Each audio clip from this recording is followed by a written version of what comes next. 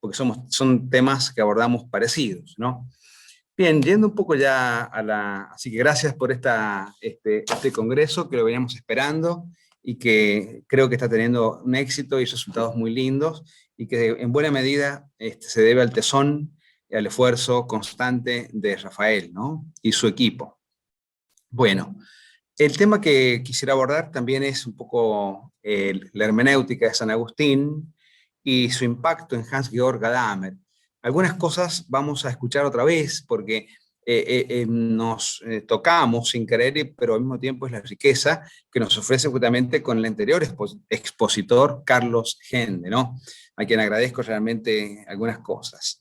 Quiero decir también que notaremos que la grandeza del pensamiento de San Agustín es capaz de alcanzar e influir en la cultura en nuestros días. Es una cosa hermosa. Agustín, proporcionalmente a sus escritos, no posee muchas obras exegéticas, pero navega con seguridad en la interpretación bíblica.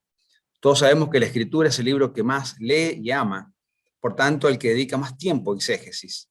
Él sintetiza su pensamiento al respecto en los libros 2 y 3 de Doctrina Cristiana. Como decía Carlos recién, no es tan fácil encontrar todas las cosas en una sola ámbito o libro, las exposiciones de Agustín, ¿no?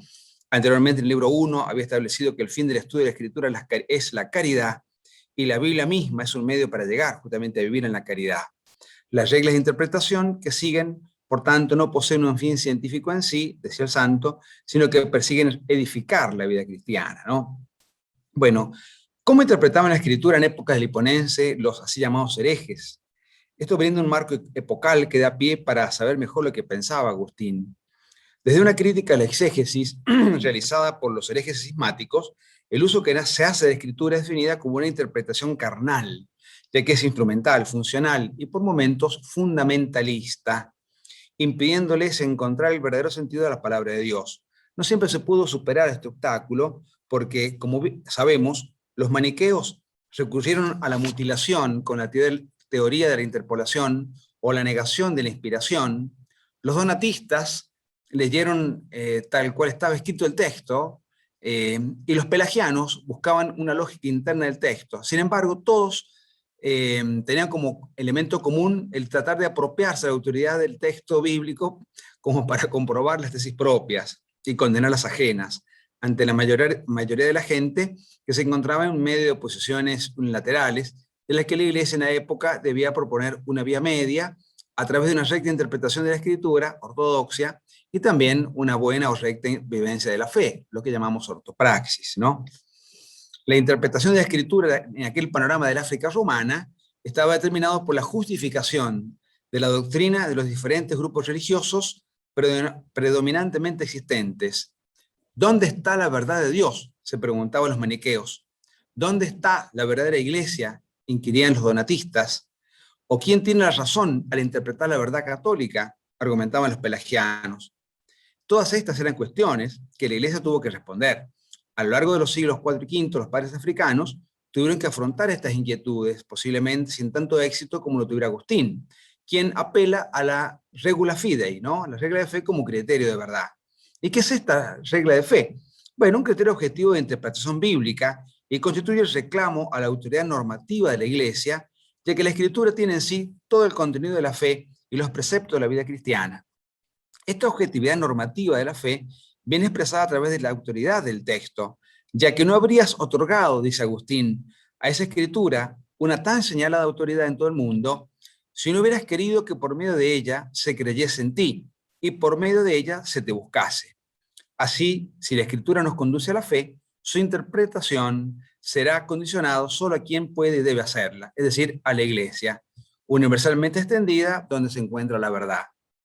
Ante el uso maniqueo de la escritura, con la regula fidei, Agustín se esfuerza por demostrar el origen apostólico, la armonía entre el Antiguo y el Nuevo Testamento, la autoridad de la historia misma de la Iglesia, oponiéndose a una interpretación más bien fundamentalista y subjetiva.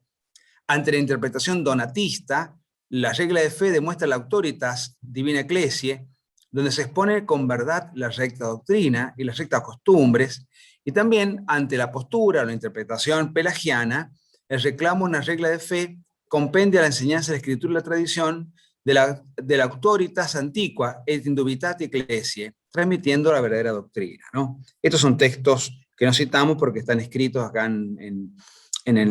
justamente el paper, ¿no? Bueno, también hay que decir que la interpretación literal de la escritura que hacen los herejes y cismáticos estaba contra la regula fidei a la que aspiraban los católicos y la ortodoxia, y se designaba como una interpretación carnal de la escritura, resultado de la instrumentalización que de ella hacían para defender y justificar una falsa doctrina.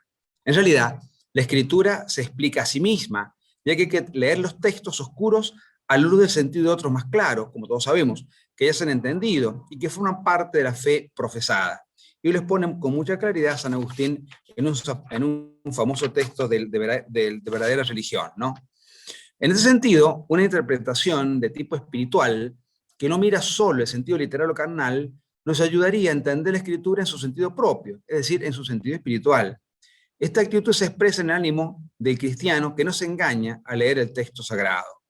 Estos principios de una interpretación espiritual serán fundamentales para toda la obra exegética agustiniana, pues esta forma de acercarse a la escritura, Agustín la expresó en el De Vera Religione, 390, también en el De Utilitatis Credendi, el 391, pero de un modo más claro, retomando los principios de Ticonio, que era un donatista que había comentado el Apocalipsis, en los 3 primeros libros de doctrina cristiana, escritos hacia el 397, aunque si la obra no fue terminada hasta el 427. Como vemos, casi 30 años de experiencia exegética, lo cual a nosotros también nos da un poquito de aire, de estímulo también, para ver que nos faltan todavía tiempo para poder ser unos exégetas acabados, ¿no? ¿Con qué criterios? Criterios de exégesis. El trabajo exegético de Agustín se puede reconstruir con facilidad hacia el 397, como sabemos, como lo dijimos recién, ¿no? Itinerario que conoce una etapa fundamental con la elaboración de la doctrina cristiana, delimitando científicamente el marco de una exégesis correcta. Bien, es un lugar común ya la pregunta de un estudioso como Frederick van Vletteren, es mencionarla, yo también la menciono, dice textualmente van Vletteren: si para Agustín los sentidos literales históricos son tan importantes, ¿por qué tantas obras suyas contienen casi exclusivamente exégesis alegórica? Responde que las razones son diversas y no contradicen su principio desde que la exégesis histórica y literal es la principal. Antes que nada, dice, los sentidos literales de la escritura son más evidentes, los alegóricos no lo son. La tarea del exégeta es descubrir un significado espiritual subyacente a la escritura cuando existe uno. En segundo lugar, la tarea de desvelar sentidos alegóricos en ciertos géneros literarios, por ejemplo, los salmos. No se ha completado en la Biblia misma. Agustín se aplica a esta empresa inacabada. Y en tercer lugar, la naturaleza del conocimiento humano, que no puede intuir directamente la verdad, exige que Dios hable al hombre por signos y símbolos, y que alguien descubra o promulgue el sentido oculto de los datos bíblicos. Agustín se vio sin duda como alguien que completaba el trabajo comenzado ya por el mismo Maestro, Jesucristo, Pablo, Juan. Por ende, las observaciones de van Vletteren encuentran su confirmación en la crítica textual de doctrina cristiana, ya que en la tarea de descubrir el sentido espiritual del texto bíblico, por parte del exégeta, en ocasiones puede ser oscuro o también ambiguo. Bueno, entonces, en caso de oscuridad, voy a sintetizar un poquito esto, ¿no? O ambigüedad, Agustín propone la crítica textual, auxiliándose de la norma de la fe. Cuando las palabras propias hacen ambigua la escritura, dice, lo primero que debe verse es si la puntuación está equivocada o bien de preferirse la sentencia menos oscura. Si prestar atención todavía parece incierto cómo ha de puntuarse o pronunciarse, se debe consultar la regula fidei, que se adquirió de otros lugares más claros de la misma escritura o según la autoridad de la iglesia misma. Pero si ambos sentidos resultan ambiguos sin salirnos de la regla de la fe, nos resta consultar el texto completo para que se pueda discernir uno con el que se pueda armonizar nuestra fe. Desde luego que estas reglas para interpretar el texto sagrado se basan en un método filológico, para lo cual habría que conocer el griego y el hebreo para clarificar la situación de diferencias o variables presentes en la traducción latina. Esto lo señala también una referencia al Contrafausto, en el 11,2 en torno al año 400. Entonces es lo que un poco hay que ver también el acervo lingüístico de Agustín, que no era menor, su polémica sobre la conveniencia de una traducción latina del texto de los griegos de los 70 con Jerónimo, pone de manifiesto que el verdadero problema de Agustín no es crítico textual, sino la verdad contenida en el texto bíblico. Y en ese sentido el aspecto filológico es solo un elemento, pero no el más importante. Resta decir, para acabar este punto, en las obras teológicas, sobre todo en la controversia, Agustín interpreta literalmente, según el principio expuesto en su carta 93. Dice así: solo del sentido literal se puede extraer un argumento teológico, pero no de la alegoría. No de la alegoría. Bueno, ahora paso a un tema caro directamente a nuestro Congreso, ¿no? Casi esto como una introducción, ¿no? La hermenéutica agustiniana posee algún punto de encuentro con otras hermenéuticas contemporáneas, posee algún impacto contemporáneo, tiene alguna influencia en el caso del filósofo alemán Hans-Georg Gadamer. Podemos aventurar estas ideas. Cada ser humano nace dentro de un lenguaje recibido, cultural y cultural a la vez, que sirve de precomprensión irrenunciable. Y es este mismo río lingüístico que sirve de puente entre pasado y presente para que suceda la así clásica fusión de horizontes, usando la conocida categoría gadameriana. Para el autor de Verdad y Método, un texto escrito concede en parte la paternidad del escritor para sumar la del lector. Texto y lector tienen cada uno su propio horizonte, innegablemente, pero esos horizontes se funden en la interpretación, creando, entre comillas, una nueva realidad. Venimos a decir que Agustín, con otro lenguaje, en que la tradición lo inserta, intuye algo similar. El fuego divino de la palabra divina enciende el corazón, la inflama de amor, semejante a la de los ángeles, que leen, eligen y aman. Ellos, dice textual, ven continuamente tu rostro, y en él leen, sin sílabas y pronunciadas en el tiempo, aquello que quiere tu voluntad eterna. Leen, eligen y aman. Veamos qué hermoso texto de Agustín, ¿no? Leen, eligen y aman. Leen siempre y nunca pasa lo que leen. Eligiendo y amando, leen la inmutabilidad de tu plan. Su códice nunca se cierra, su libro nunca se pliega, porque tú mismo eres su libro y lo eres para siempre. Una expresión bella, ¿no? Y algo similar sucede en el corazón humano, leyendo y amando con fuego que viene de lo alto, que lo recrea al hombre, como si fuese un nuevo parto, y así nace el hombre nuevo en Jesús. Pero el cristiano no vive ni interpreta solo, lo hace en la comunidad de intérpretes y a la vez que cree. Pues bien, esto hace que cada generación se autoentienda de nuevo a la luz de la autocomprensión de la fe profesada en la comunidad. Esta comunidad podrá verificar la autenticidad de su lectura a través de la justa dirección de su madurez en la caridad y en la perspectiva escatológica del juicio en la historia. También en Gadamer se detecta una dedicación muy importante a Agustín, como ya nos señaló Carlos en la anterior Henden, en la anterior exposición. Como ahora citamos un poquito más extenso el texto de Jean Grondin, del cual también Carlos hacía alusión. Decía Grondin, dice, de manera muy esquemática y torpe le preguntó a Gadamer en qué consistía en realidad exactamente el aspecto universal de la hermenéutica. Después de reflexionar sobre la cuestión, él dijo escuetamente y sin rodeos: en el verbum interius. La universalidad se encuentra en el lenguaje interior, en el hecho de que no se puede decir todo, no se puede expresar todo lo que hay en el alma. Es algo que adoptó de Agustín, de Trinitate. Esta experiencia es universal. El actus signatus nunca se recubre con el actus exercitus. Durante algunos meses, dice Grondin, durante algunos meses seguí un poco en incertidumbre a ese respecto hasta que releí el libro de Verdad y Método. Entonces caí en la cuenta de que efectivamente solo se puede verificar adecuadamente la pretensión de universalidad de la hermenéutica a partir de la doctrina del verbum interius, o sea, de aquella concepción procedente de Agustín y pasada por la lectura de Heidegger, de que la palabra externa, justamente externa, en el proceso de la enunciación, de que la palabra externa en la enunciación hablada siempre se queda atrás con respecto al contenido de la enunciación, esto es, de la palabra interior, y que solo se puede comprender algo hablado si se reconstruye y verifica el hablar interior que está al acecho detrás de lo dicho.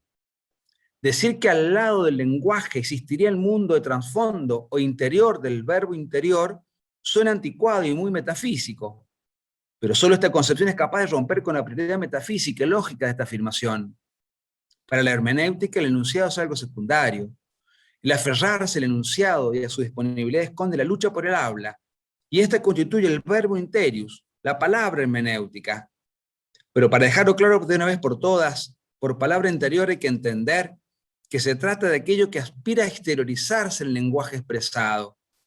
El lenguaje expresado es el lugar de una lucha que se puede escuchar como tal, de modo que no hay un mundo prelingüístico, sino solo un mundo orientado hacia el lenguaje, que intenta dar la palabra a lo que se quiere expresar sin conseguirlo del todo. Esta dimensión hermenéutica del lenguaje es la única que tiene carácter universal. Ahora, veamos dos impactos que podemos señalar brevemente en lo que nos resta de la exposición de San Agustín en Gadamer, ¿no? San Agustín se inspiró en el modelo del lenguaje para aproximarse al misterio de la encarnación. Gadamer hace lo inverso, al referirse al modelo de la Trinidad para pensar de manera nueva el carácter del lenguaje como acontecimiento. Aunque la encarnación no es una idea griega, Agustín echó mano a conceptos griegos, porque no tenía otra armazón conceptual. Partía de la distinción estoica entre logos externo y logos interno, para dar no obstante esa distinción un sentido algo no griego. Para los estoicos, el logos interno designaba el espacio del pensamiento que precede la exteriorización lingüística. Por tanto, los estoicos ponían claramente el acento sobre el logos interno, como proceso lógico del pensar, del cual el logos externo no ofrece más que la notificación ad extra. Ahora bien, en su reflexión trinitaria, Agustín tuvo que dirigir una nueva atención al logo interno. En efecto, para la comprensión cristiana no se puede tratar de una manifestación secundaria, sin importancia. La materialidad del logos, que no puede alcanzarse plenamente en el pensamiento, adquiere significación. Evidentemente, esta idea, que no tenía nada de griega, inspiró mucho a Gadamer. Gadamer dedujo de ella ingentes consecuencias para la filosofía del lenguaje. La primera consecuencia es la identidad de esencia entre la palabra interna y la externa en el proceso de la encarnación. Para la comprensión hermenéutica que Gadamer tenía del lenguaje, esto tiene la consecuencia de que el acto puro del pensamiento no puede distinguirse de su manifestación y exteriorización lingüística. La materialidad del lenguaje no representa ya una manifestación imperfecta del pensamiento porque sea una imagen, sino que llega a ser el único lugar de realización. En este sentido, para Gadamer, Agustín constituye, fíjese qué bueno este reconocimiento, a mí me da mucha satisfacción. En ese sentido, para Gadamer, Agustín es una gran excepción en el océano del olvido occidental del lenguaje. Para nosotros, como para la encarnación divina, la exteriorización de la palabra en el logo externo no representa un proceso segundo y posterior en la realización del pensamiento, sino que se funde con ese proceso del conocimiento. La palabra no se forma una vez que se ha concluido el pensamiento, sino que es la realización misma del conocimiento. En esta medida, la palabra es simultánea con esta formación del intelecto. La identidad que Gadamer quiere subrayar aquí es la del pensamiento y la de su orientación al lenguaje. El pensamiento interior no precede al hablar, sino que él mismo es algo así como un hablar interior. Se trata de algo más que de una simple imagen, ya que la relación humana de pensamiento y lenguaje se corresponde, a pesar de su imperfección, con la relación divina de la Trinidad. La palabra interior del Espíritu es tan esencialmente igual al pensamiento como lo es Dios Hijo respecto de Dios Padre.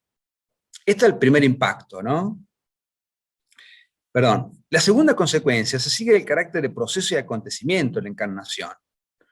En efecto, la encarnación no puede concebirse como un suceso puramente espiritual. La encarnación es literalmente un hacerse carne. Para la concepción hermenéutica del lenguaje, esto tiene la consecuencia de que la encarnación del pensamiento del lenguaje, o mejor dicho, como lenguaje, forma parte intrínsecamente del sentido que puede ser entendido, compartido y comunicado. Los seres finitos, como nosotros, no participan del acontecimiento del sentido, sino en virtud de la variedad multiforme de sus manifestaciones e imágenes. El pensamiento existe únicamente en esta encarnación. Gadamer lo expresa de esta manera. La palabra interna no se forma por un acto reflexivo. No existe primero un acto lógico de reflexión o del pensamiento al que se adhiera después una palabra en un proceso subsiguiente. Este acto reflexivo, si por lo imposible pudiéramos aislarlo, tendría que tener lugar antes de la lingüisticidad, en el espacio puro del pensamiento. Precisamente, ese espacio de lo puramente noético es el que la idea agustiniana de la encarnación ha hecho problemático, al hacer resaltar que el sentido era siempre para nosotros un sentido encarnado. Esto me parece una cosa muy, muy linda de Agustín y un aporte que Gadamer percibe y declara plenamente, ¿no? Bueno, para ir un poco concluyendo unas palabras finales, ¿no? Queriendo unir las dos partes de la reflexión de esta tarde y agradeciendo de corazón, yo no soy un lingüista ni soy de un filósofo del lenguaje, sin embargo, bueno, me aproximo un poco a algo a San Agustín, ¿no? Eh, una hermenéutica en la huella de Agustín es plenamente consciente de los límites del lenguaje, que dice mucho, pero no todo, y queda siempre abierta al infinito de lo real. También los hermeneutas hoy son conscientes de ello, me parece. Vivir es interpretar. Vivir cristianamente es interpretar a la luz de la fe. El conocido aforismo agustiniano, in scripturis dicimus Christum, in scripturis dicimus Ecclesiam, o sea, en las escrituras conocemos a Cristo, en las escrituras conocemos a la Iglesia, se resume de alguna manera nuestra exposición, ya que en ella se presentan los tres parámetros de la hermenéutica agustiniana. Texto revelado, en primer lugar, Cristo mismo, divino maestro, e Iglesia discente y docente, ¿no? Su hermenéutica coloca a Cristo al centro de la inteligencia de la Escritura, donde se encuentran las verdades profundas que nos exhorta a vivir rectamente. De la Escritura canónica se extrae el compendio de nuestra fe. Por eso la autoridad de sus libros está afianzada por el consenso de tantos pueblos mediante la asociación apostólica y conciliar. Estos son algunos de los postulados que nos permiten recordar que la hermenéutica agustiniana de la Biblia sigue siendo digna de consideración por la crítica exegética. Con razón, se ha considerado a Agustín como el exégeta que cierra el periodo antiguo en la historia de la interpretación bíblica de todo Occidente.